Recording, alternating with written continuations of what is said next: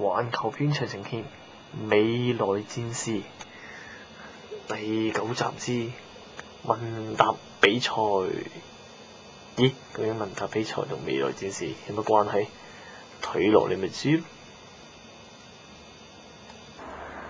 喺今日呢個時間裏邊，呢個時空裏邊出現一啲問題，有一個機械人由未來派嚟，相傳好似係話喺呢個13號問答比賽，而有一個家長佢輸咗唔忿氣，覺得係呢個團長喺度搞鬼，於是佢派個機械人嚟呢度，要揾團長報仇。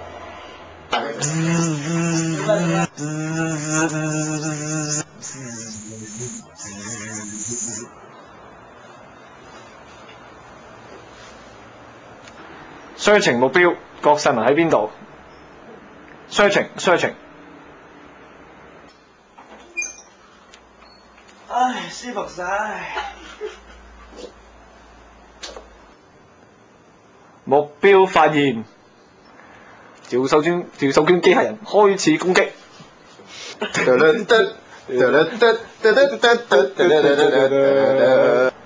喺另一邊廂呢個時空裏邊，另一個家長即係贏出嗰個家長咧，亦都派一個機械人嚟到保護團長咯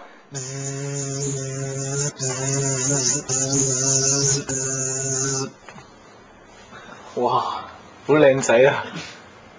快揾團長喺邊？發現目標。哎呀！哇，好厲害啊！哇！男仔機人一開閘咧就直衝去個女機人度喎，哇！女機人一擋再擋再起腳啦喂！哇！擋完又擋，擋完又擋，咦？呢場比賽想點咧？究竟打幾耐㗎老友？好暴力，點睇啊？就係睇嚟睇到打唔中對方喎，唔知想點喎？佢哋兩條友好似又耍花槍咁樣。咦？唔通有內情？點話冇嘢講啦嘛？你哋大家都識腳一手機功夫，根本呢兩個機械人都好似係三流機械人咁。咦？玉女劍法都出埋嚟。不過時間關係，呢場比賽咧係，哇！馬料機械人勝出啦！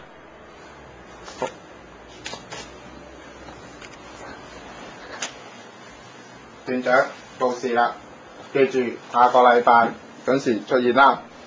你哋都係記住帶埋支旗啊！